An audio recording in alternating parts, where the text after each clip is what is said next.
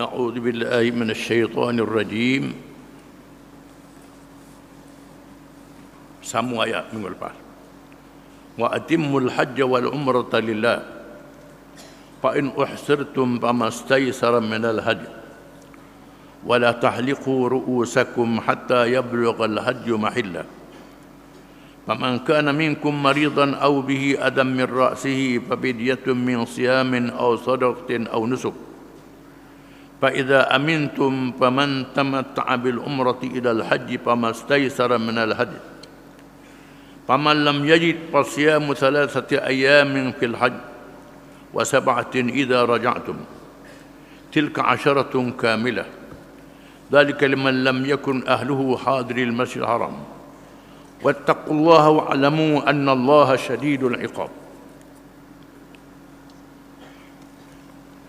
Maksudnya, dan sempurnakanlah ibadah haji dan umrah kerana Allah.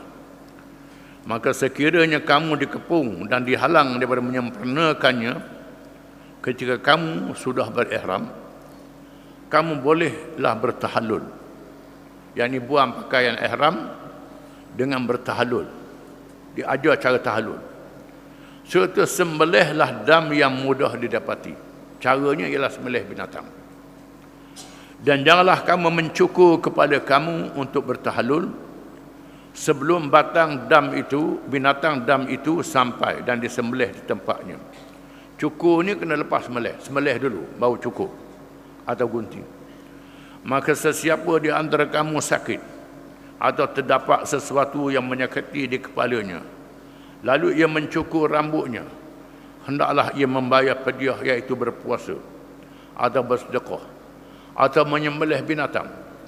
Kemudian apabila kamu berada kembali dalam keadaan aman, maka sesiapa yang mahu menikmati kemudahan dengan mengerjakan umrah dan terus menikmati kemudahan itu hingga masa mengerjakan ibadah haji, ia boleh melakukannya. Kemudian wajiblah ia menyembelih dam yang mudah didapati. Kalau ia tidak dapat mengadakan dam, maka hendaklah ia berpuasa 3 hari dalam masa mengerjakan haji dan 7 hari lagi apabila kembali ke tempat masing-masing. Semuanya itu 10 hari cukup. Sempurna hukum ini ialah bagi orang yang tidak tinggal menetap di sekitar Masjidil Haram Mekah. Dan hendaklah kamu bertakwa kepada Allah, dan ketahuilah bahawasanya Allah amat berat balasan seksanya lagi terhadap orang yang melanggar perintahnya. Minggu lepas kita baca berkenaan dengan sebab turun ayat ini,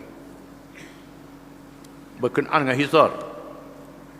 Apabila orang-orang kafir menghalang Nabi masuk Mekah dan buat perjanjian Hudaybiyah, tak jadi berperang, dan Nabi diminta tak boleh masuk Mekah tahun ni, masuk tahun depan. Berlakulah hisar, sekatan. Di sini terdapat hukum haji dan umrah. Haji adalah rukun Islam, tak ada khilaf kalangan ulama. Adapun umrah, terdapat kekhilafan kalangan ulama. Ada ulama mengatakan umrah juga adalah wajib. Ada ulama mengatakan umrah sunat sahaja, tidak wajib. Ini khilaf ulama. Setelah memakai pakaian ihram, menunggu ayat ini, hendaklah tidak boleh membuang sewenang-wenang. Tak boleh berhenti. Walaupun umrah yang dikatakan sunat itu, bila sudah pakai ihram tidak boleh lagi, mesti dia menyempurnakan umrahnya. Ini tak ada khilaf di kalangan ulama, kecuali apabila terhalang. Sebab turun ayat ini ialah dihalang oleh musuh. Mengikut jumhur ulama, yakni kebanyakan ulama mazhab, Quran adalah petunjuk kepada semua perkara. Tak bergantung dengan sebab itu saja turun ayat ini. Kerana ulama mengatakan al-ibratu bi'umumil lafzi la bi khususis sabab. Pengajaran diambil daripada lafaz yang umum, bukan sebab yang khusus. Maka hukuman terhalang haji ini bukan sahaja kerana berperang, termasuk kerana sakit. Zaman sekarang tak dapat visa tak sah, ihram sudah pakai, dihalang begitu. Ini termasuk hukum ini. Tak boleh dibuang pakaian ihram sewenang-wenang, mesti melakukan had, melakukan perintah dam sebagaimana yang disebut dalam ayat ini. Setengah ulama mengatakan ini berkait dengan perang saja, tak masuk sakit, tak masuk lain. Kerana sebab turun ayat ini perang, maka perang dihalang oleh perang saja, dihalang oleh lain tak masuk. Ini mazhab az-Zahiriyah yang berpegang dengan sahih ayat Quran. Pendapat yang paling kuat ialah bila dihalang daripada masuk Mekah, termasuklah terhalang oleh sakit, uzur, tak boleh nak pergi dah, pakaian ihram sudah pakai, famastaysara minal had, hendaklah dikemukakan apa yang mudah daripada al-hadi, binatang yang dia sembelih.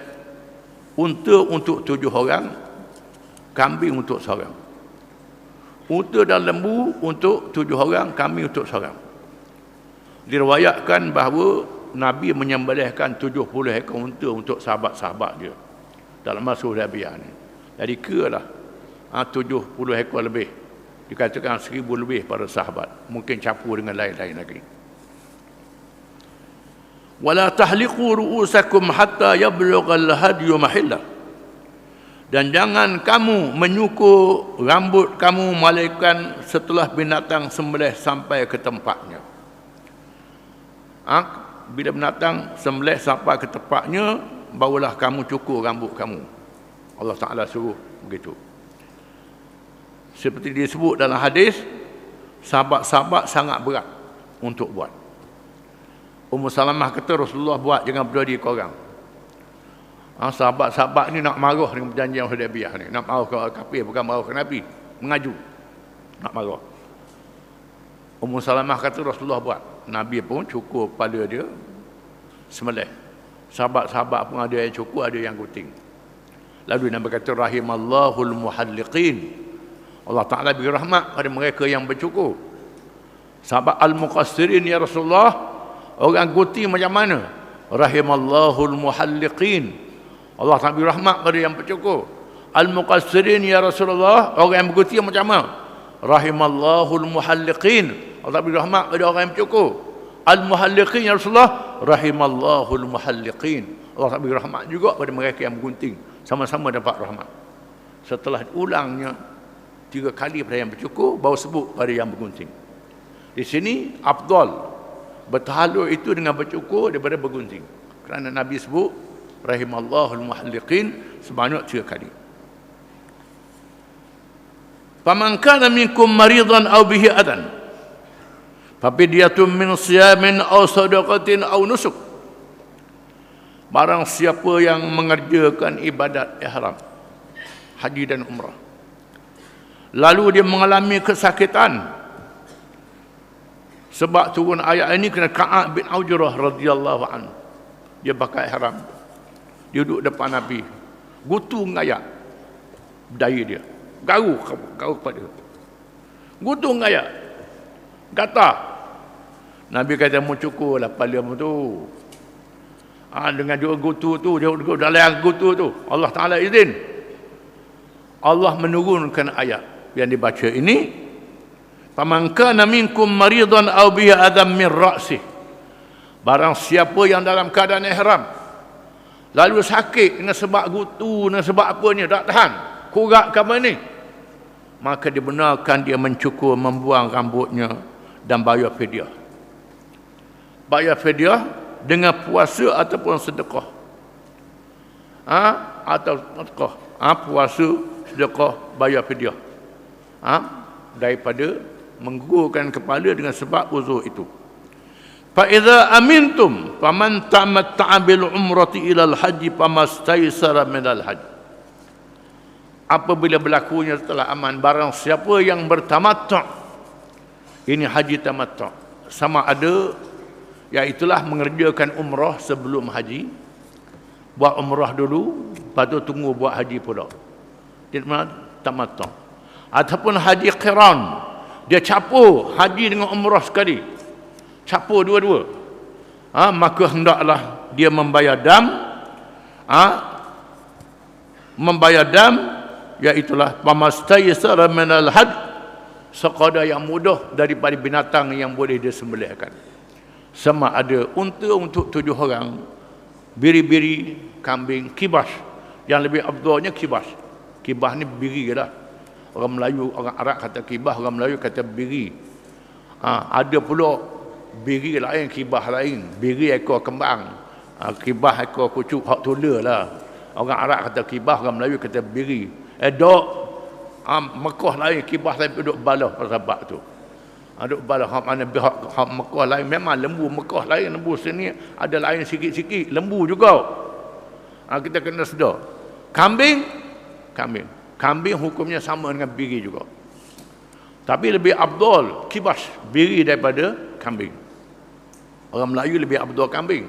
Sebab dak lalu tengok bulu biri tu, duk tengok bulu. Ni orang Melayu nak buat, ni fahaman dia begitu. Faman lam yajid, barang siapa yang tak mampu nak sembelih binatang ternakan, dia buat haji tamattu'. Ini terdapat kalangan ulama, adakah Nabi buat haji qiran atau haji tamattu'? Terdapat khilaf. Disebut dalam hadis Nabi buat haji qiran, ada kata Nabi buat haji tamattu'. Kerana dalam sejarahnya Nabi mengerjakan umrah sebanyak 6 kali. Nabi buat umrah 6 kali je. Yang pertama umratul qadha pada bulan Zulqa'dah. Yang pertama umrah mengqadhakan, iaitulah bulan Zulhijjah. Dia pergi, dia halang Hudaybiyah, kemudian tahun berikutnya dia buat umrah. Dia buat umrah sekali je. Yang kedua umratul ja'ranah. Umrah ja'ranah, iaitulah Nabi masuk masa Fathu Makkah. Nabi pergi Ja'ranah di tanah halal dan kemudian buat umrah. Kemudian umrah pada masa dia mengerjakan hajinya. Dia mengerjakan hajinya. Pada masa dia buat haji, dia buat umrah. Ada ulama mengatakan demikian. Itu Nabi buat haji.